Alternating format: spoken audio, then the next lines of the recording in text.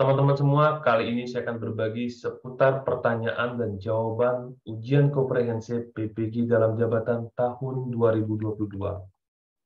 Untuk kemajuan kita bersama, mari saling dukung dengan cara subscribe, like, comment, and share video berikut ini. Nah, teman-teman, informasi penting mengenai UK. Yang pertama bahwa teman-teman akan diuji oleh 2 orang dosen yang keahliannya sesuai, bukan pembimbing perangkat pembelajaran. Nah, teman-teman, setiap mahasiswa akan diuji dalam waktu kurang lebih 50 menit. Batas nilai UK itu adalah minimal 70 ya, teman-teman. Untuk itu, ikuti pembahasan berikut ini. Pertanyaan pertama, apa masalah pembelajaran yang telah Anda identifikasi atau Anda temui selama ini? Teman-teman, jawabannya adalah LK1.1. Silakan teman-teman pelajari. Bagaimana cara Anda mengidentifikasi masalah tersebut? Nah, jawabannya adalah kurang lebih teman-teman melalui refleksi diri, menganalisis hasil belajar siswa, wawancara dengan siswa, guru, kepala sekolah, orang tua siswa, dan lain-lain. Pertanyaan selanjutnya adalah, bagaimana cara Anda mengeksplorasi atau mengetahui penyebab dari masalah yang Anda identifikasi? Jawabannya adalah dengan melakukan kajian literatur, melalui buku-buku terkait, membaca artikel hasil penelitian, wawancara dengan rekan sejawat, guru, kepala sekolah, pengawas, dan pakar. Apa yang Anda peroleh dari hasil kajian literatur, wawancara dengan kepsek, pengawas, pakar, dan lain-lain? Jawabannya adalah LK1.2. Silakan teman-teman pelajari LK1.2. Pertanyaan berikutnya adalah, bagaimana cara Anda bisa menentukan akar masalah dari masalah yang telah Anda identifikasi? Jawabannya adalah dengan melakukan analisis terhadap berbagai penyebab masalah yang ada, melakukan kajian literatur, wawancara, dengan membuat bagan analisis hubungan masing-masing penyebab masalah. Nah, hasil-hasil yang Anda peroleh, faktor apakah yang menjadi akar penyebab masalah yang Anda identifikasi? Jawabannya adalah LK1.3. Silakan pelajari LK1.3. Nah, teman-teman, ini adalah salah satu cara untuk menentukan akar penyebab masalah. Jadi, teman-teman akan mencari keterkaitan dari masing-masing penyebab masalah. Berdasarkan teori, hasil penelitian relevan, dan lain-lain, teman-teman akan membuat garis hubungan seperti ini, sehingga teman-teman akan bisa menentukan akar penyebab masalahnya.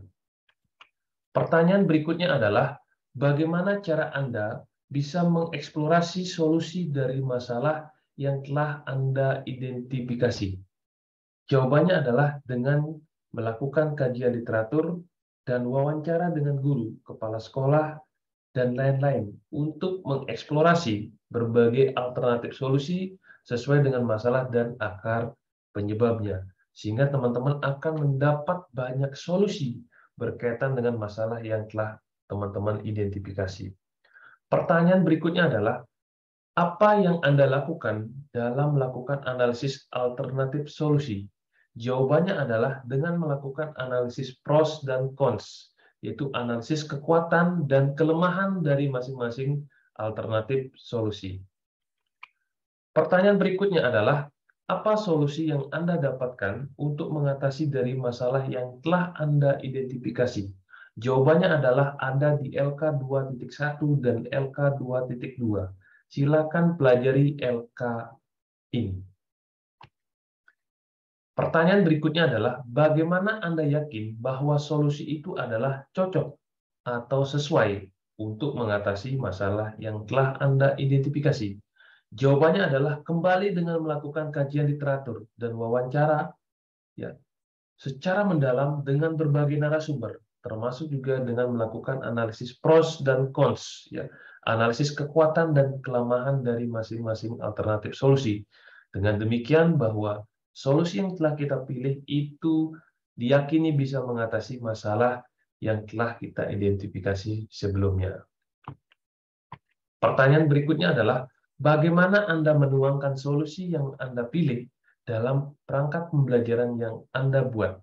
Jawabannya adalah kira-kira bahwa solusi yang dipilih dan uraikan kaitannya dalam perangkat pembelajaran yang telah teman-teman buat. Misalkan solusinya adalah dengan mengimplementasikan pembelajaran inovatif di kelas. Nah, jadi seperti apa implementasi pembelajaran inovatif itu dalam perangkat pembelajaran? Jadi teman-teman harus bisa uraikan. Sekali lagi menurut saya juga tidak ada masalah karena teman-teman sudah membuat perangkat pembelajaran sesuai dengan masalah yang telah teman-teman identifikasi. Pertanyaan berikutnya adalah, apa yang Anda jadikan alat ukur bahwa rencana Anda itu sudah berhasil ya untuk mengatasi masalah yang Anda identifikasi? Jawabannya adalah dengan membuat instrumen rencana evaluasi seperti jurnal refleksi, lembar wawancara, instrumen survei kepuasan pembelajaran kepada siswa, guru, dan orang tua. Nah, kalau informasi ini menunjukkan hasil yang baik, berarti kira-kira solusi dan rencana aksi yang sudah kita implementasikan itu kita yakini juga telah berhasil. Nah, pertanyaan berikutnya adalah berkaitan dengan HOTS. Apa itu HOTS? Ya, HOTS adalah kemampuan berpikir tingkat tinggi.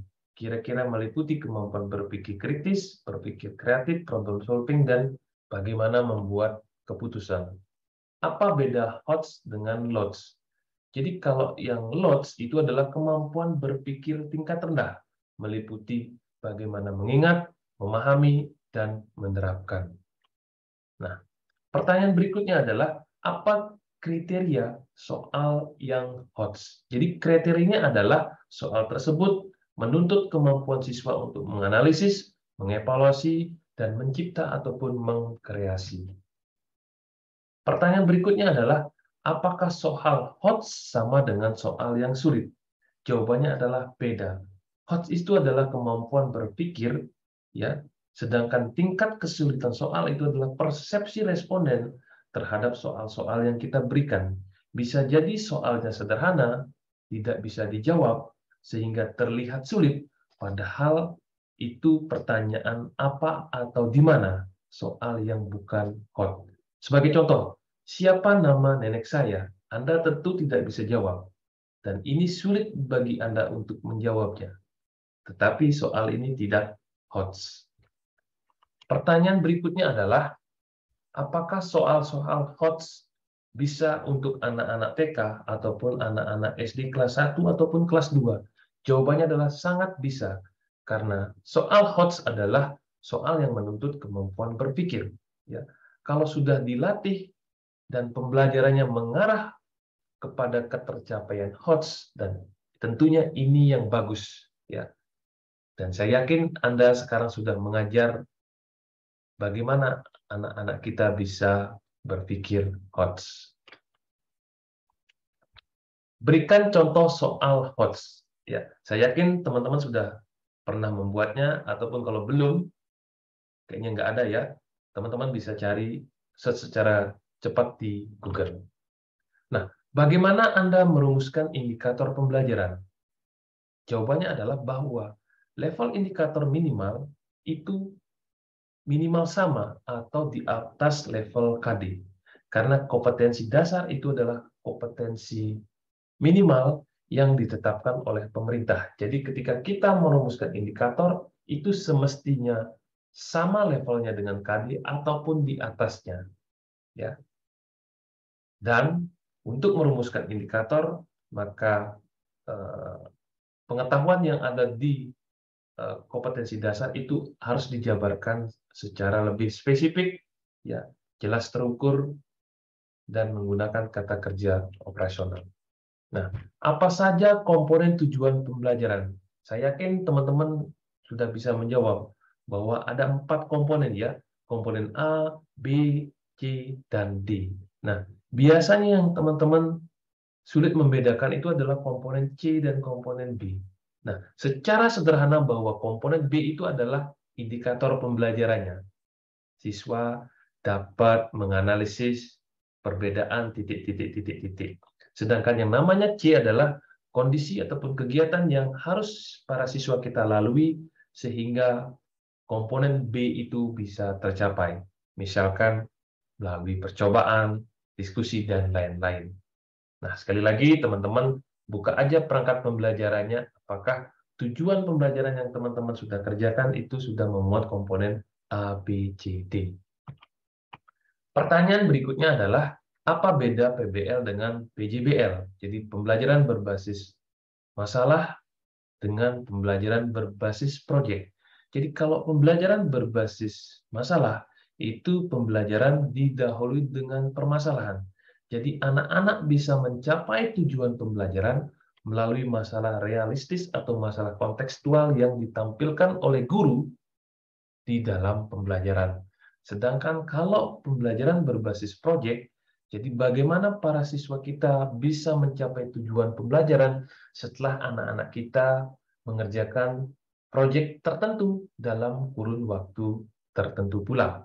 Nah, untuk PBL, masalah itu bukan pertanyaan, tetapi masalah itu adalah ketidaksesuaian antara harapan dengan kenyataan.